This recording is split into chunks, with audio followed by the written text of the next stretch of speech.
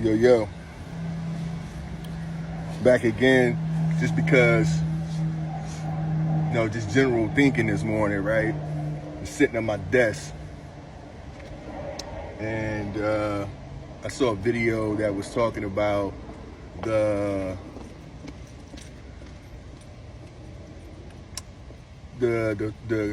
things in Florida and how they're trying to set the parameters for so-called Black history, et cetera, and it just behooves me how some of these people,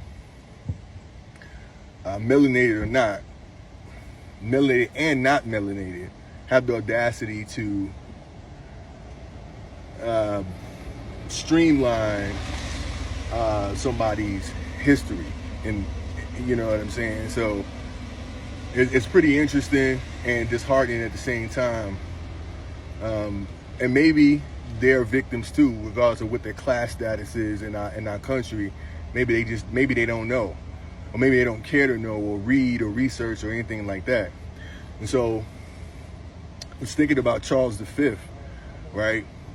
And you Google Charles V, man, you get all these images of this guy with really so-called white skin, right? And then if you continue to research and really, dig into the history of it all, you'll find the Inca King list, which is, I think, located in Peru.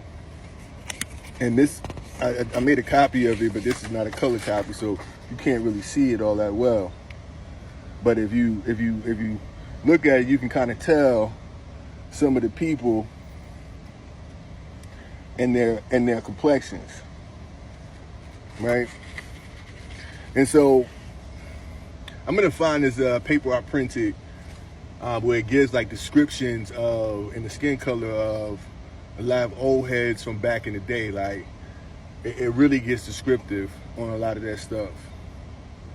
And one of the things that I discovered over the years, through Kirimayu and different people, was something that Benjamin Franklin had wrote. And Benjamin Franklin pretty much said, insensitive detachments of English from Britain sent to America will have their places at home soon supplied and increase so largely here. Why should the Palatine Boers be suffered to swarm into our settlements and by herding together establish their language and manners to the exclusion of ours? Why should Pennsylvania, founded by the English, become a colony of aliens who will shortly be so numerous as to Germanize us instead of our Anglifying them, and will never adopt our language or customs any more than they can acquire our complexion? That's pretty deep, right? But the one thing I've been doing is kind of understanding that descriptions of complexions is a very complex idea in and of itself, right? And this is his paper called Observations of Mankind Concerning the Increase of, I want to say, humanity or something like that. But you can look this up online. It's free, and you can read the whole thing. But the last couple of paragraphs are important, and that one I just read was the second to last paragraph. Now, the last paragraph says, which leads me to add one remark, that the number of purely white people in the world is proportionately very small. All Africa is black or tawny. Asia chiefly tawny. America, exclusive of the newcomers, wholly so. And in Europe, the Spaniards, Italians, French, Russians, and Swedes are generally of what we call a swarthy complexion, as are the Germans. Also, the Saxons, only accepted, who with the English make up the principal body of white people on the face of the earth. I could wish their numbers were increased, and while we are, as I may call it, scouring our planet by clearing America of woods, and so making the side of our globe reflect a brighter light to the eyes of inhabitants in Mars or Venus, why should we, in the sight of superior beings, darken its people? Why increase the sons of Africa by planting them in America, where we have so far an opportunity, by excluding all blacks and tawnies, of increasing the lovely white and red? But perhaps I am partial to the complexion of my country, for such kind of partiality is natural to mankind. That's crazy, right? That's deep. Now, I'm not one to necessarily believe in the whole African trade. Do I believe some people from Africa came here? Absolutely. Were they brought here on ships? Absolutely. Is the slave trade what we think it is?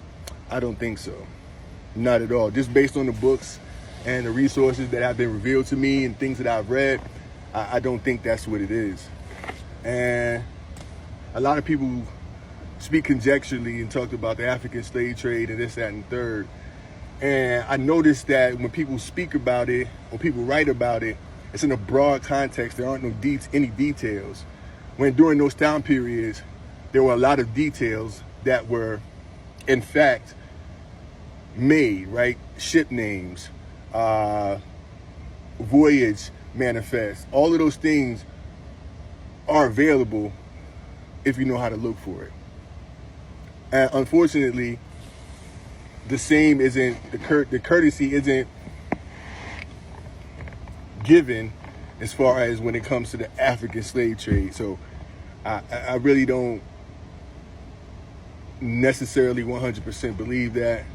And we could debate if you want and go back and forth. I'm always in for some good info and some good debate to try to figure out what's going on, whether it's relevant or not. I just think it's very pertinent that we understand these things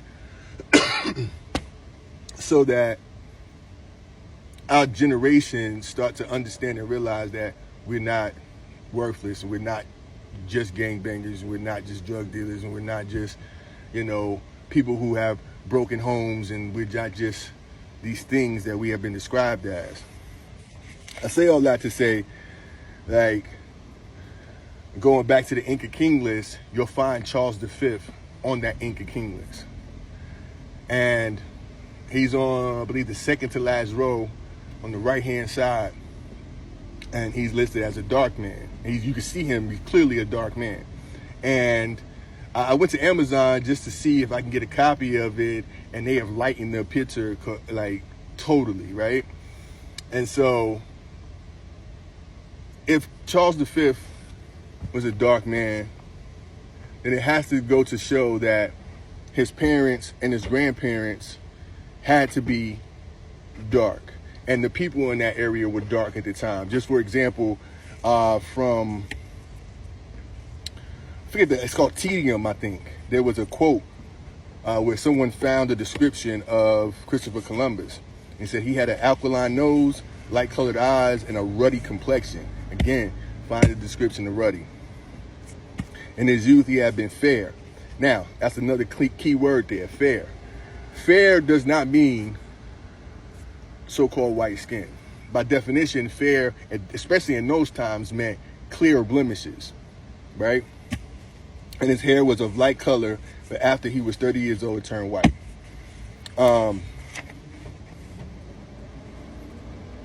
And I'm using these things, and I'm saying these things because, I say it's important. I looked up his mom, Joanne. Only description I could find of her right away, because I've seen some books with that in there. I just can't remember which ones. But Joanne was, it said, according to online, she was fair. That doesn't describe her complexion. Again, that describes the condition of her skin. And then you had King Ferdinand and Isabella. And King Ferdinand and Isabella, they described them as pale. And it kind of threw me for a loop. Hold on one second.